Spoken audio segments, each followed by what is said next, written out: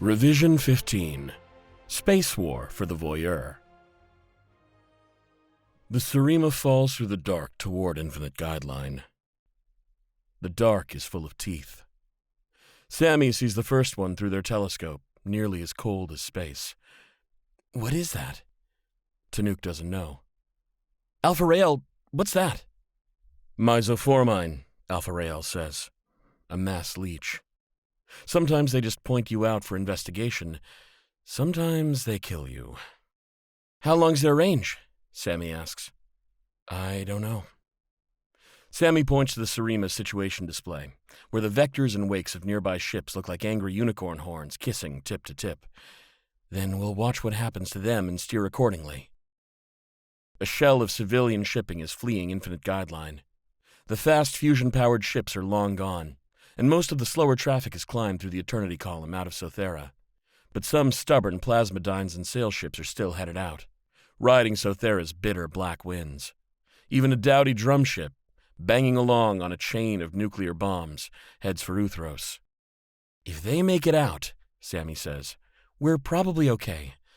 If not, I hope the Metal Man has a spell against mass leeches. This space is under Pinnacle guidance. You are in violation. Withdraw at once, or your access to the Eternity column is forfeit. Any action that endangers traffic in guided space will lead to Pinnacle sanctions against your polity, up to and including interdictions on interstellar travel.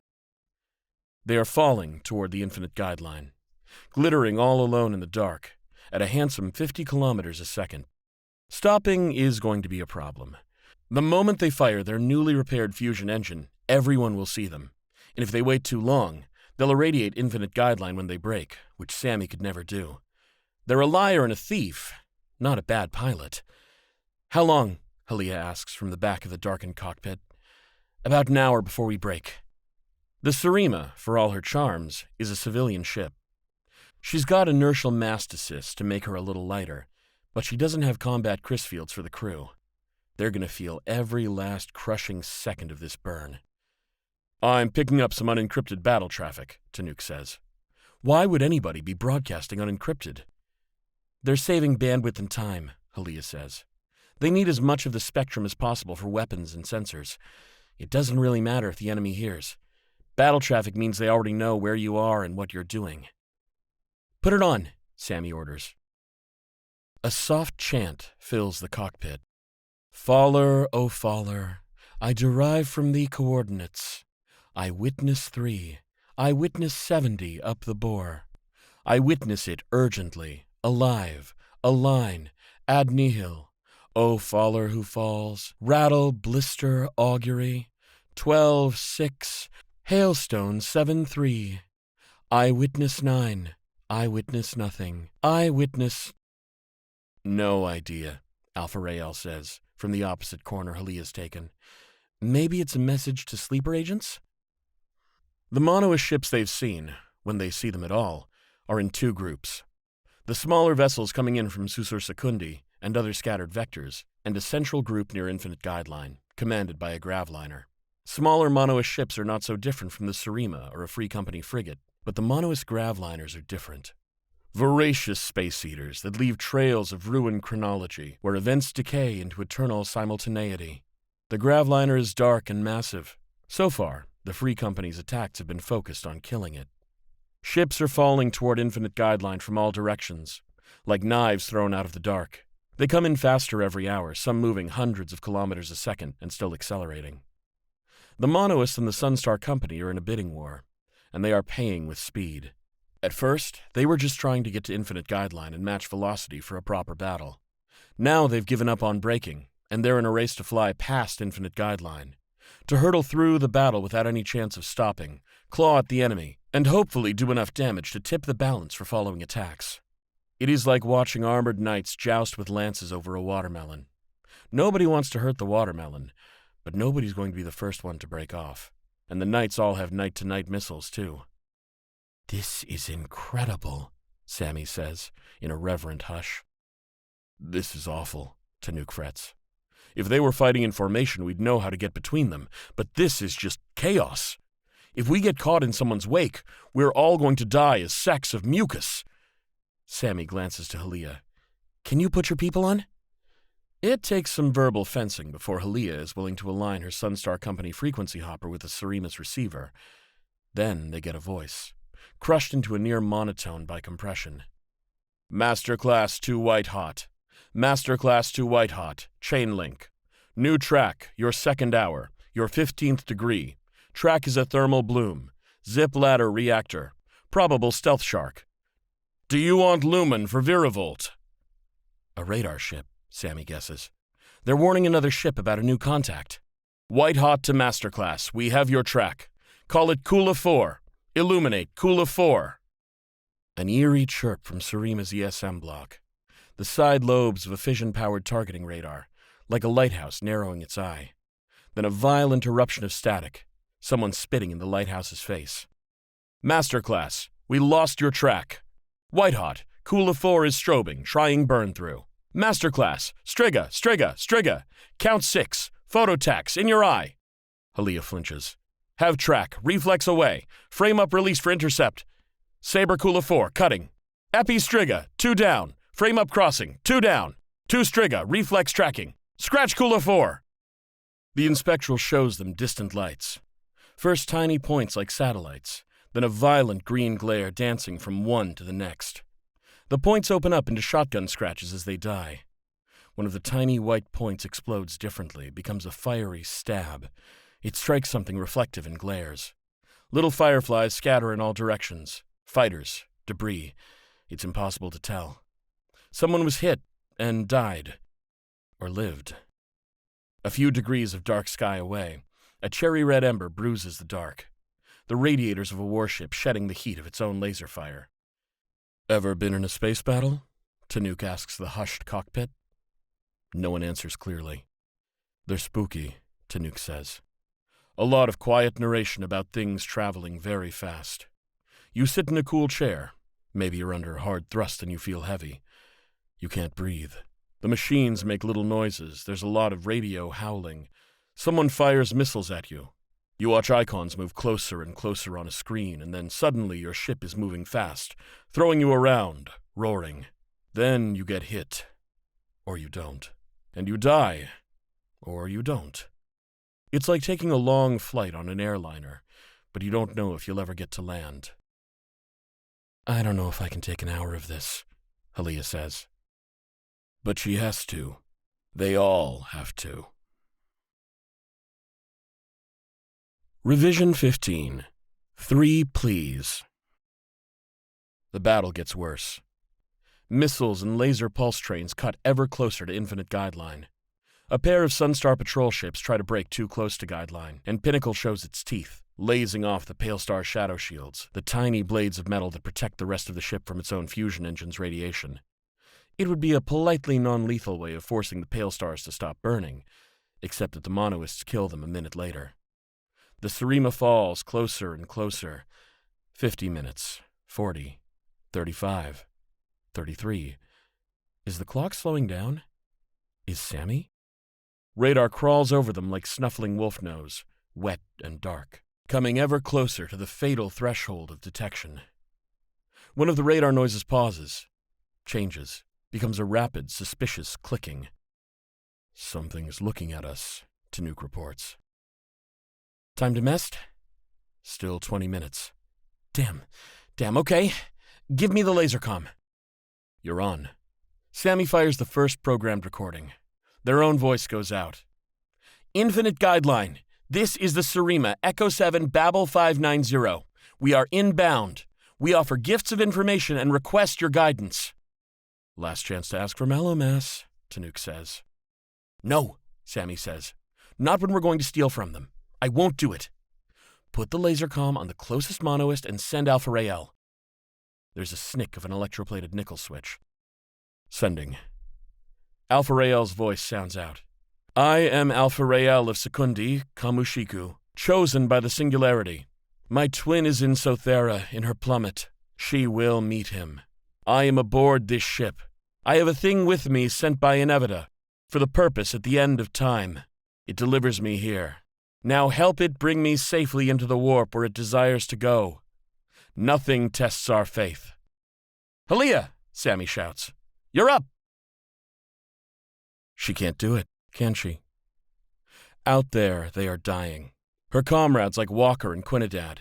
And the only reason they are here, dying, is that she failed to return the stone to Vondam on Kavaron. She caused this battle, and all its deaths. But they took oaths, she mutters out loud. They accepted the chance of death. They are glad to die for their duty. But she broke that oath. No, she kept the oath. She kept the litany. Praise the dawnlight, spark of creation. As it rises, so we all rise. All of us. All of us. There are no exceptions. The Kov cannot be accepted on suspicion of some abstract contamination. But the crews of all those ships in battle, they didn't see what she saw. They aren't to blame for Vondam's excess. How can she draw them into this? Wouldn't turning the Endstone over to the company end the fighting, and in the Faith's favor? Wouldn't she then be able to say, Sir Vondam, I left you, but I did not abandon you. Come home, be healed. The hole in your head is to blame for everything. And then she could go home to the world after the winter, in the armor of a Sunstar Knight, and crack one of those deep bunkers open to show the parasites within exactly what solidarity means. Halia! Alpha Rael is shaking her. She could crack his spine with her forearm. The thought is present, but not tempting. Just an awareness of the power in her armor. I have 2 bombs on the ship, she says. I set them when I came for you. One in the airfoil, which doesn't matter now, and another one on the shadow shield for the main drive. I could set them off, and then we couldn't stop. We'd just fly out into space until someone won the battle and picked us up, and then I'd have done my duty. The rest would be out of my hands. His hands clench, and then, with the force of choice, relax. You said you'd help us. You said you'd take on my case, beg my pardon. Aren't you a squire of your word? Is it that easy for monoists? She's genuinely curious. You make the choice and it's made, forever. You fall into it like a super void and never regret. I don't know, Alpha Rael says, breathing hard. I don't know if my sister had any regrets. She fell into a super void, so I can't ask her. She cues up the detonation code in her armor signal buffer. But what I don't regret, Alpha Rael says, is losing my faith.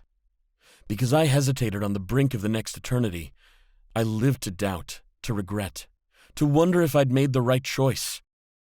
Now you get to do it too. Don't quit. A Sunstar Knight would never let this happen. Maybe you aren't cut out to be a Sunstar Knight, Halia. Maybe you aren't cut out to be certain of everything. Halia! The intercom bellows. We need you! You want to be a knight? Alpha Rael pushes himself around her, hits the wall she's facing, and tries to genuflect. Squire, I beseech you. I am an apostate from my faith. Now all the great powers of the Edge are hunting me. Help me reach safety. Help me understand what has happened to me. My life is in your hands. Oh, come on, Halia groans. Really? He's just a man. A cowardly man who lies, weighed against the fate of the cosmos. He's only pretending to appeal for help. But she has agreed to take on his case, to beg his pardon. When Halia and Alpha Rael pile into the cockpit, Alpha Rael says, Did you know she has 2 bombs on the ship? Yeah, Tanuk says. We found them while the Ilvoy were refitting the fusion engine and threw them out. Oh, Halia says. Sammy waves. Not to rush you, but this plan only works if both sides think they're about to get the Endstone. Yes, okay. Put me on. Live? Yes, live. Sammy nods, respecting the showmanship, and works at the lasercom. Go. This is Halia, Squire to Sir Vondam of the Candela. I am aboard this ship. There is an anathematic artifact here, contained in stasis. I have been exposed only for a short time. I have witnessed intolerable breaches of the Sunstar Company's code and crimes against innocents committed in the name of the faith. For this reason, I have detached myself from Sir Vondam's command and placed myself on errantry. I cannot give up the anathematic artifact until I have spoken directly and privately to a coronal. Disengage from the enemy. Fire only to defend yourself or my ship, and I will deliver the artifact to you aboard Infinite Guideline. Sammy watches her carefully. She looks calm and strong. The radio produces a neutral synthetic voice. Squire Halia of the Candela. Challenge. Book of Mazers 405. Aya 751. While Halia recites the correct verse, apparently from memory, Sammy jabs a finger at Alpha Rael. Do you know what you're going to wear? Where? You're not going over there in your black robes, cultist. You need armor. Do you have a spare suit of, mold? Anything that would fit me? No, Sammy says, but we've got some that won't fit you. Tan, go get him set up. The fighting doesn't stop. Salvos of missiles chew through counterfire and jamming to kill. Fighters arc like the tips of sabers, delivering their payloads and racing away again. Dying or escaping as cold math and hot fluid test each other to the end. Mech and wingmates hurl themselves into beams or disintegrate into sacrificial decoys. Radars scream at the dark, begging for an answer. Where is death? How fast? How soon? But the fighting does not touch the Seriema. After all, the enemy is not the one in control of the Endstone. We are. The true faith. Is this what it was all about, Sammy wonders? Has the Endstone moved them all to this place? Sammy delivering a ship, Alpha Rael delivering the Monoists, Halia delivering the Free Company. Also, the Endstone can pass through the Eternity column without either Faith or Pinnacle catching it. Sammy is going to have to figure all this out later. They negotiate rendezvous with Infinite Guideline. The controller is a Vi, but it still sounds pleased to do its job. Seriema, cleared for post-periaps retrofire. Do you want Malomas? Sammy exhales slowly. This is an unencrypted channel. Everyone is listening. The damned thing is that they could. They could ask for fuel and safe passage to the Eternity column. And Pinnacle would probably grant it. That is the purpose of Pinnacle. To be there, to offer aid when no one else will. But if Sammy does that, the Faiths chasing the Endstone will know that it's going to be taken from them, and they will intercede, viciously. All the Cov and Tara Duend rose up to protect Sammy and Tanuk and Alpha Rael from the Free Company. All the Cov and Tara Duend died for it. Sammy will not ask that of everyone aboard the Infinite Guideline. No, they send. We are under other protection. Let the listening combatants read that as they will.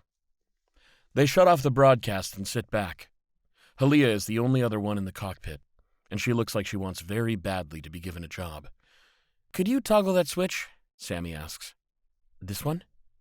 Keep toggling until I say stop. I think we're going to make it to Infinite Guideline. The next big problem is breaking the encryption on the warp ferries. Will Tezzeret do it? Alpha Rael will do it. You'll keep him safe, like we planned, and I'll go talk to Pinnacle. Do you have a plan for that?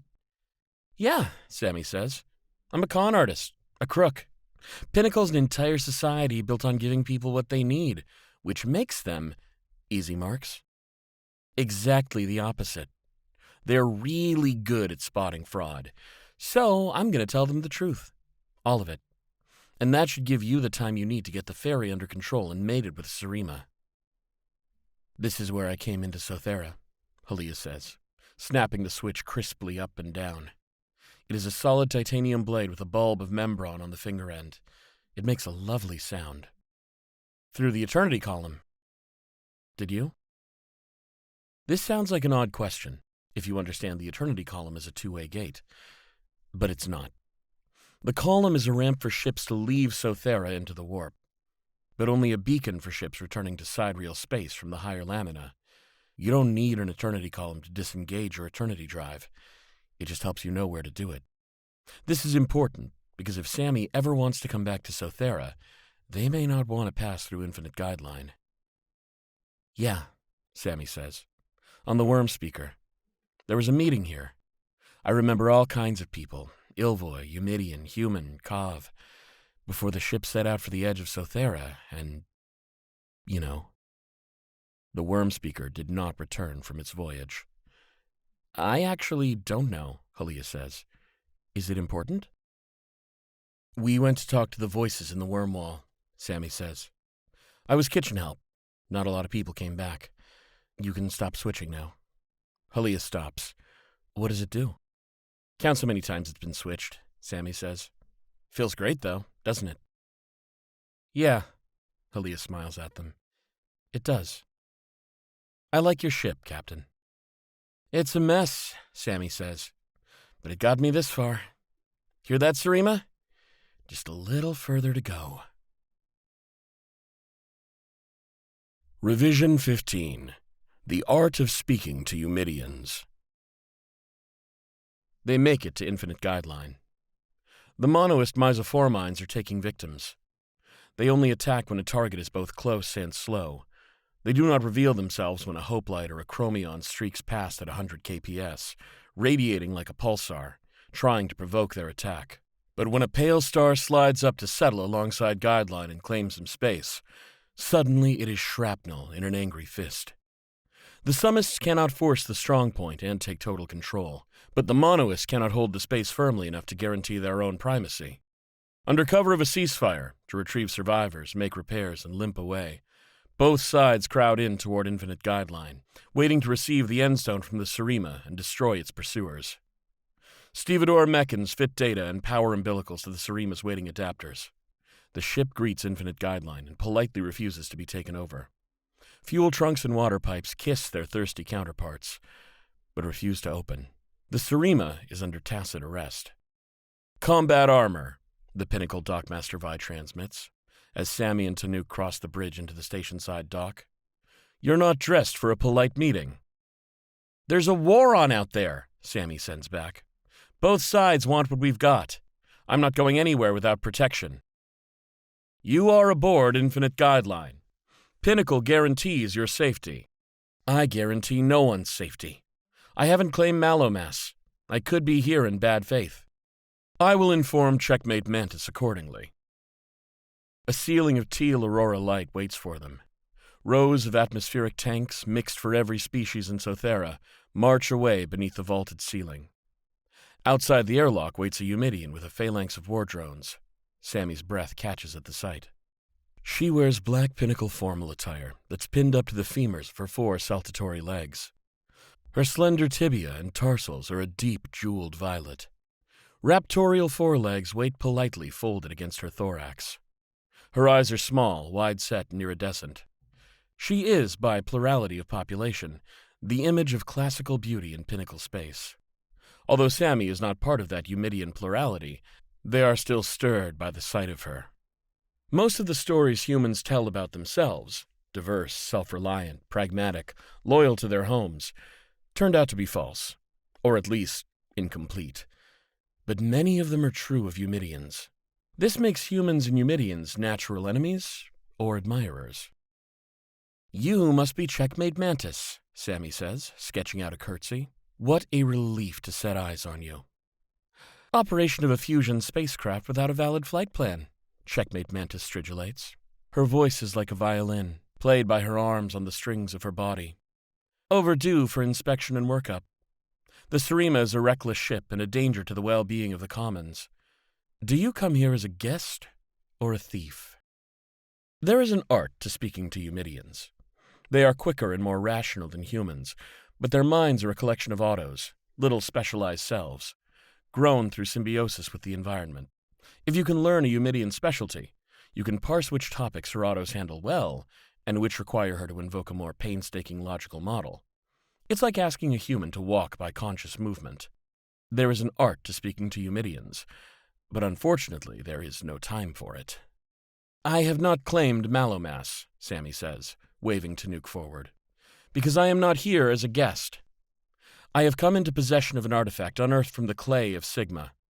This artifact has a will of its own. It wills its passage through the Eternity column. I have been employed to complete that passage and to deliver the artifact to its maker. The warring parties outside your impeccable station, may its stability and justice radiate to the furthest orbits of Sothera, want the artifact for themselves. In its pursuit, they have already committed terrible crimes against the common weal. Will you receive our witness? Tanuk takes a knee and presents, in outstretched claw, a quartz memory crystal. Inside it is the Seriema's complete recording of everything that happened on Kavaron.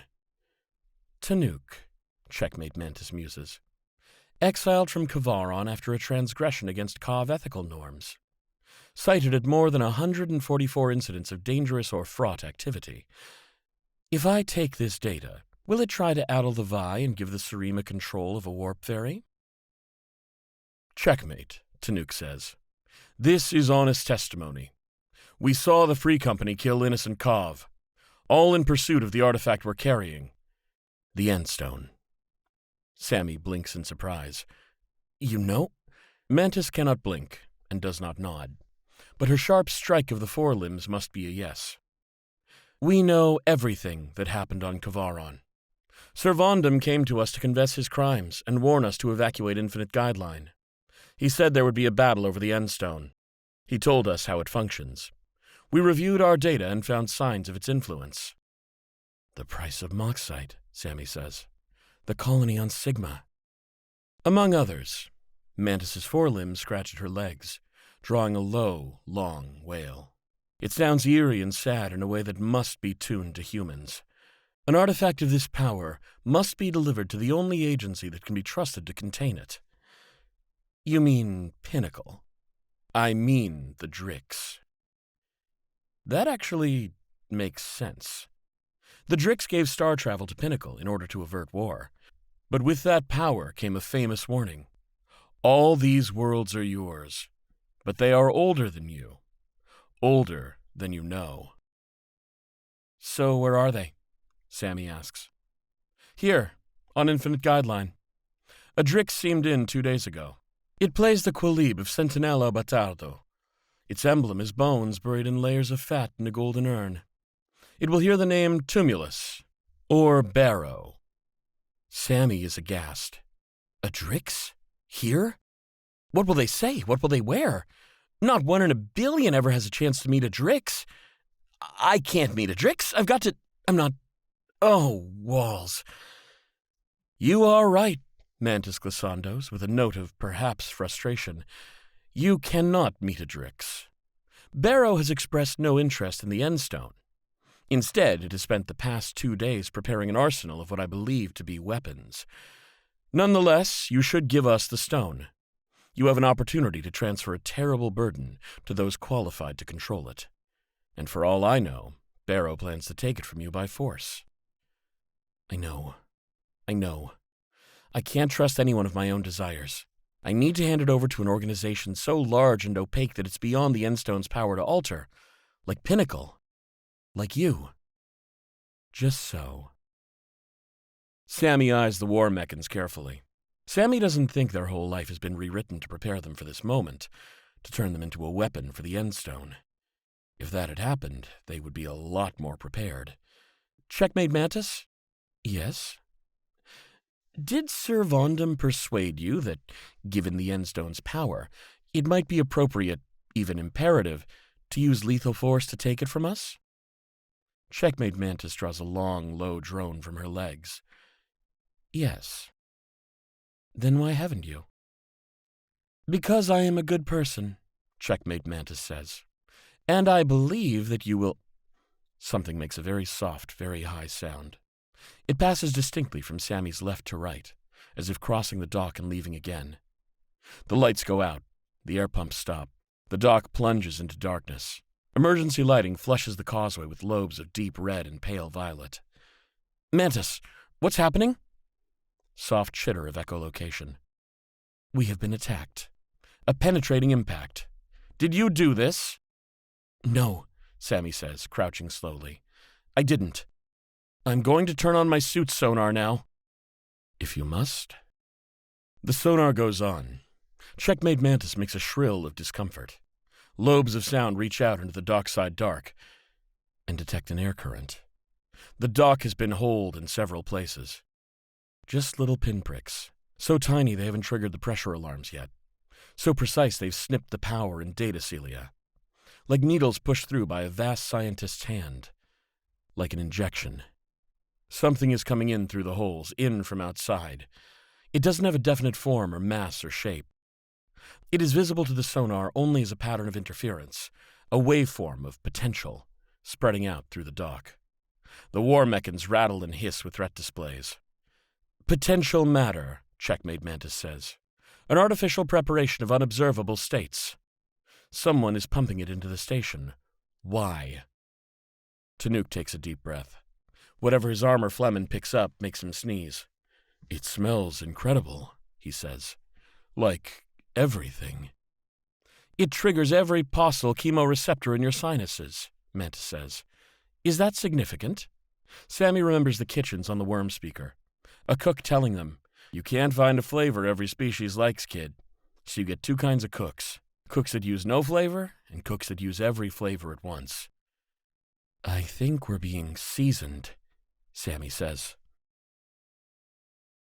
Revision 15. Eld. I don't want to declare defeat too soon, but the fairies are gone. Halia adjusts her grip on Alpha Rael, who is not shaped like Alpha Rael right now. Say again? They are two slow bullets, floating from the Seriema towards the tug key, where the warp fairies wait like roosting bats to mate with ships. Alpha Rael is crammed into the suit of Cov Memorial Navy risk armor. To avoid detection, Sammy coated their armor in foam insulation, which means they can't move and can't cool down. Halia is very sweaty and very itchy. As they drift, they tumble slowly, and on each rotation, Halia goggles at the view. Infinite Guideline is a structure on the scale of the Dawnsire, a gleaming blue-white starfish with the blade of the Eternity column jabbed through its hull. It's easy to imagine the column as a cannon, pointed sideways of everything, into the superstructure and the warp. But it's not a cannon. It's a wedge, or a ramp, or a screw, or a lever, or a pulley, the most complicated simple machine, a device for getting from sidereal space into the Eternities. If there weren't a war on, this would be a bustling hub, alive with commerce and exchange, and possible collisions, thus the fairies. But they're gone. We saw them on the way in, she says. Her voice passes through her armor, pressed up against Alpha Rael's. Pinnacle must have moved them inside. Think they know what we're up to? Alpha Rael says. I think they're not stupid and took precautions against our most obvious escape plans. We need to get inside the Dockmaster module and... Halia? Check your Inspectral. She's already seen it. Infinite Guideline has just sprung leaks. A lot of leaks. Inspectral detects at least 15 separate jets of atmosphere erupting from the station's pearly hull, and all at once the sweeping turquoise aurorae that decorated Guideline's arms and central domes go out. Someone has snipped the station's arteries. You did this, she says. That was a strike with singularity beads. It must have been. There's a mechan docking with the nearest puncture. It does look like a monastery guardian from Susur Secundi, but it's got a tank of something. Pumping gas inside? Golden fireflies ignite on the far side of Guideline. Halia recognizes the dark shapes at the tip of each light. Light bridges. Boarding craft hurled at their target by a boost laser. The Solar Knights are making a play for Guideline. My people are going after the Seriema, she says. We're running out of time. I've got a bad feeling about this, Alpha Rael mutters. On their next rotation, Halia catches a dark spot crossing between them and Guideline. She takes it for a monoist boarding pod at first, something like an inhibitor. But the way it moves, that squid-like pulsation... She transmits the footage over to Alpha Rael.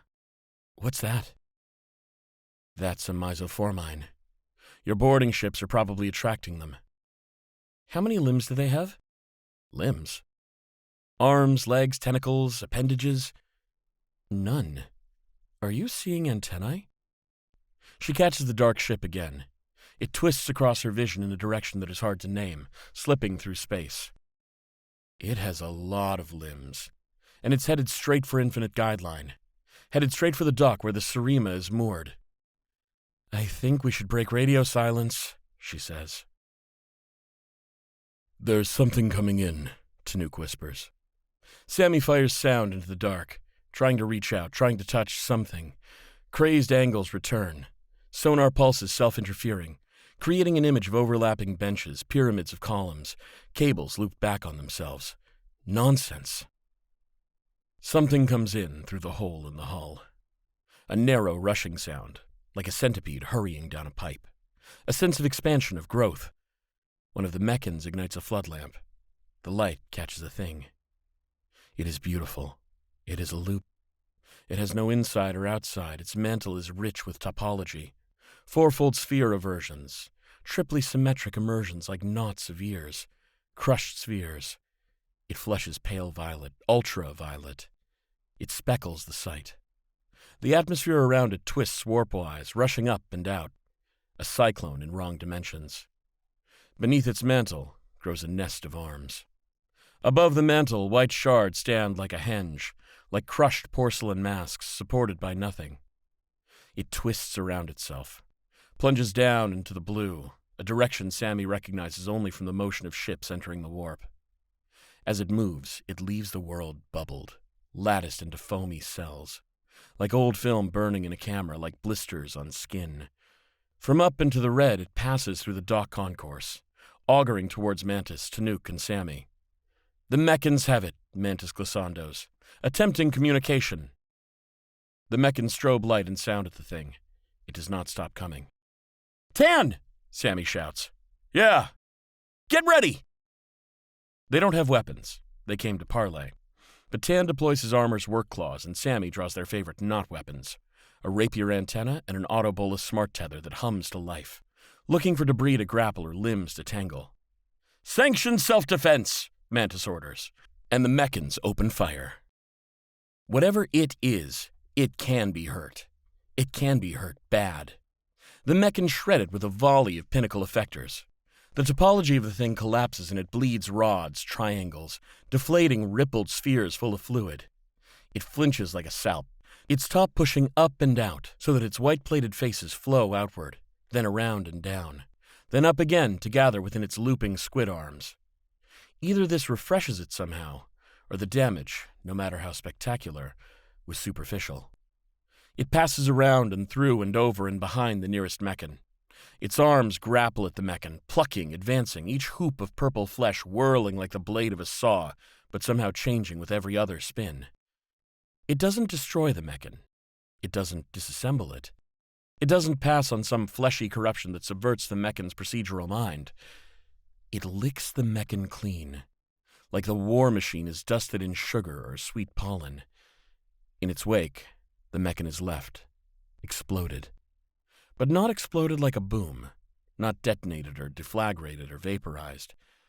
The mechan's components have been graphed.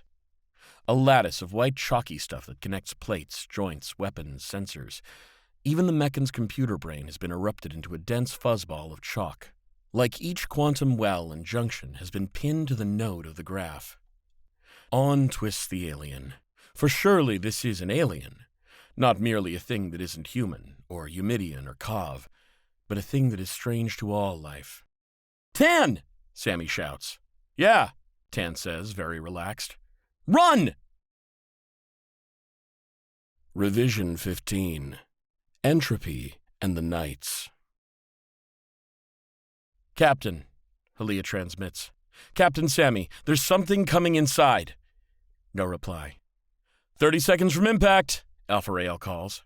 The tug key is built into the dockmaster station, a white sphere at the tip of Infinite Guideline's arm, clasped between 4 converging plates of hull. Antennae stab out into the night beyond. Any one of those emitters could probably fry their suits. But the power is out. The entire vast station has gone dark. And now, from all directions, the mesoformines that are not mesoformines pulse like jellyfish through the vacuum. Headed for the holes, the mono is shot through Infinite Guideline, as if drawn by scent. "What have you done?" Halia asks him. "I don't know. I've never seen anything like them. They're not Ilvoy, are they?" "If those look like Ilvoy, we look like slivers." They crash into the tug key and stick. It takes clumsy minutes to peel the insulating foam off their armor. It's supposed to dissolve at a signal, but the foam's expired, and they have to paw and cut at each other instead. Then they scramble inside. With power and data cut off, this part of the station is reverted to emergency mode, and it is eager to help them. "This security is terrible," Alpha Rael complains. "It is," Halia admits. "I feel like I'm breaking into a public museum." The Puzzle Club would not be happy here. Who? Some people who died on the Dawn-Sire. Died or went to paradise. Paradise, I guess. You guess? He doesn't answer. The interior of the Dockmaster station is half hollow. A hemispherical hangar overlooked by control decks, medical and rescue facilities, offices, and observation points. But the hangar holds the real prizes. Warp ferry mechans, hundreds of them, folded up around the darts of their Eternity drives and slotted into hexagonal docks. So many, Alpha Rael breathes. It makes sense, Halia says. Pinnacle originally came to this system to help evacuate the Cov. The Cov didn't have Eternity drives, so they need a lot of ferries to help Cov ships leave the system. She pushes him across the hangar toward the traffic control deck. The Cov armor doesn't have thrusters, was never meant for space. He must be overheating even worse than her. If you pass out, she warns him, I don't know if I can get you back. I thought you'd try to leave me here. No, I need you along. Yeah? For what? She pushes the crouched Cov armor into an emergency airlock. There isn't room for two.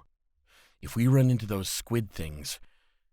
You need someone clumsy to feed them. I've heard it all before. No, she says, meaning every word. I need somebody to protect, or I don't know what to do.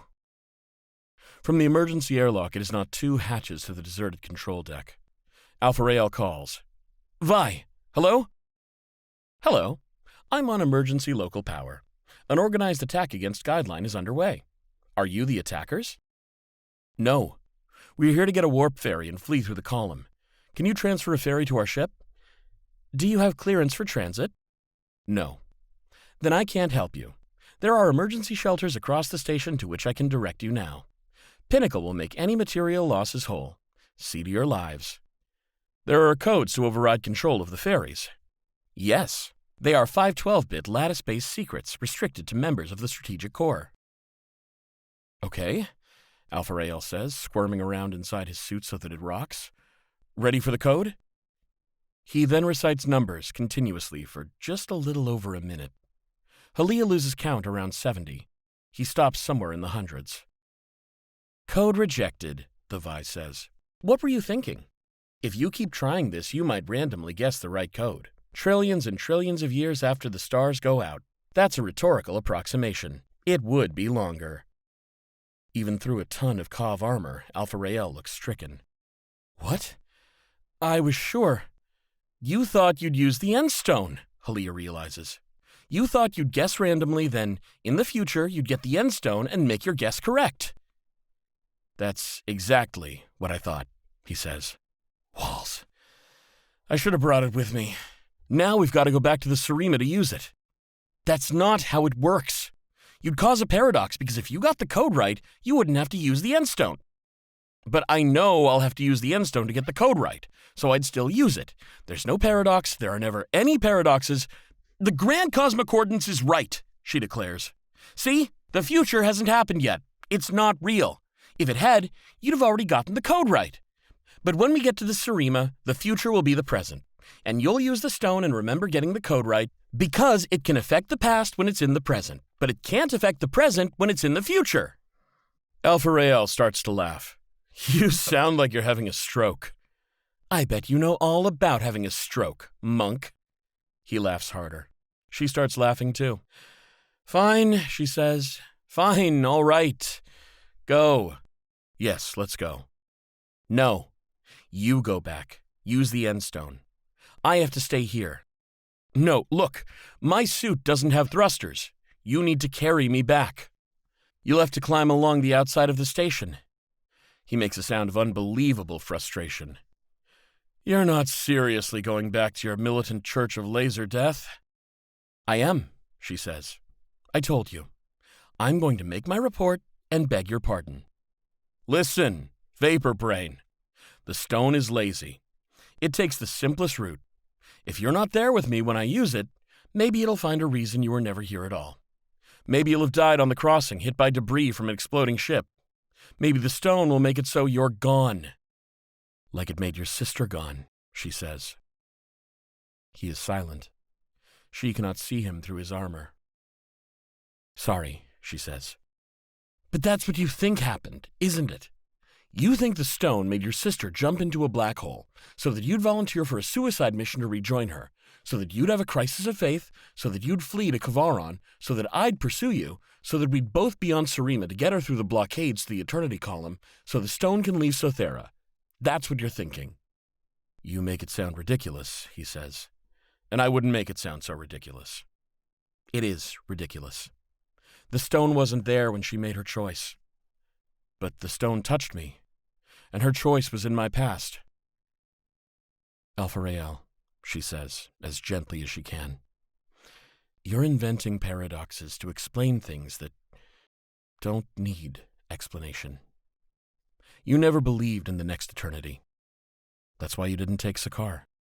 I do believe, and I chose not to give the Endstone to Servandum because I guess I don't really believe in the sum. I don't believe that it's worth doing anything to maximize the sum long term. Not killing innocents, at least. Well, yeah, obviously. But Alpha-Rael, some people do believe. Maybe your sister believed. Maybe the stone had nothing to do with her choice, or with my choice right now to stay here and face the consequences. That's what I'm doing, you understand? I'm going back to the Free Company. I have to present myself and be judged. He stares at her. Halia. She's startled by how frightened he sounds. If he actually likes her, it would be a truly ridiculous degree of trauma bonding. I have to know, Alpha-Rael. I have to know if Servandum was influenced by the Endstone, or by the hole it put in his head when he slaughtered Tara Duend and let me go. Because if he wasn't, if he was obeying the sum, then the sum commanded something I know to be wrong. Let me answer you, a voice behind her says. I did act in accordance with the sum, except when I let you go. I did that out of love, because I know you, Halia. I know you didn't deserve to be shot down dead for my weakness and my failure. And I knew you'd come back. Golden light rises in the control room. He is here. Standing on the far side of the control deck, between them and the airlock. His helmet is open. His twin gladiators shine with coherent threat. We can take the Endstone now, Servandum says. You and I. And then we'll make ourselves right with the sum. Come home, Halia.